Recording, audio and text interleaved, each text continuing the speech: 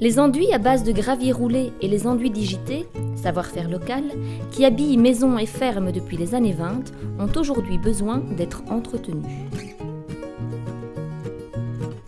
Là, il y a des problématiques sur ce type de façade à cause de l'usure du temps et de la mise en œuvre. Il y a des fissures qui se font parce que c'est des enduits qui sont très rigides, très durs. Donc les mouvements de terrain créent des fissures et comme l'enduit est très dur, il se fend. Il y a une autre problématique, c'est les infiltrations d'eau entre les panneaux. Tu vois, l'eau peut pénétrer dans ces parties-là. Et avec le gel, avec le temps, ça peut se décoller. Il y a une troisième problématique, c'est les armatures en fer. En général, l'enduit était posé sur un grillage et le fer rouillant, ça fait éclater les enduits. Sur des façades qui étaient assez basiques, en briques et de mauvaise qualité en général. L'enduit avait deux fonctions, hein, c'est rendre la façade étanche à l'humidité, parce que c'était sans doute exposé, donc sur des vieilles briques un peu poreuses, donc pour rendre la façade étanche, il faisait un enduit ciment. C'était la mode dans les années 20.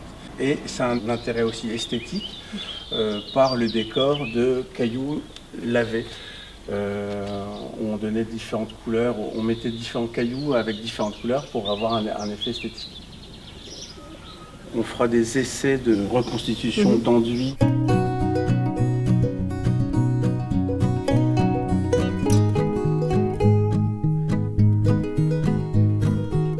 Donc on a plusieurs types d'enduits. On a le roulé, le caillou roulé ou lavé. C'est un enduit qu'on faisait classiquement avec des cailloux. Quand l'enduit commençait à durcir, on venait brosser légèrement et laver le caillou. Donc là, tu as plein de petits cailloux différents qui créent des motifs.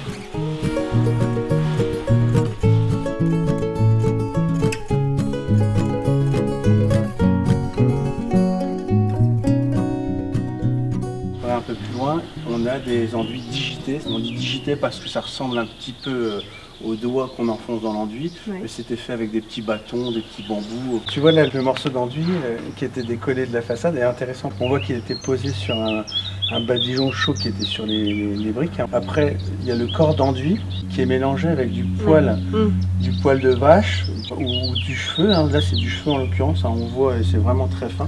Donc c'est du cheveu. Ou alors du crin de cheval qui était haché et qui était mélangé donc au mortier. Ça va donner plus de résistance à l'enduit. Maintenant, on retrouve le même type de poil, mais c'est fait en fibre de verre. Et puis, tu as une troisième couche d'enduit très fin qui était tartiné donc, sur le corps d'enduit et sur lequel on venait imprimer donc, le motif décoratif. Donc tu vois, c'est une technique simple de réalisation. Donc il faut inciter les propriétaires d'immeubles ou de maisons qui sont faits avec ce type d'enduit de conserver leur enduit tel quel. On peut les refaire facilement et ça fait partie du patrimoine culturel et architectural du parc Scarpesco.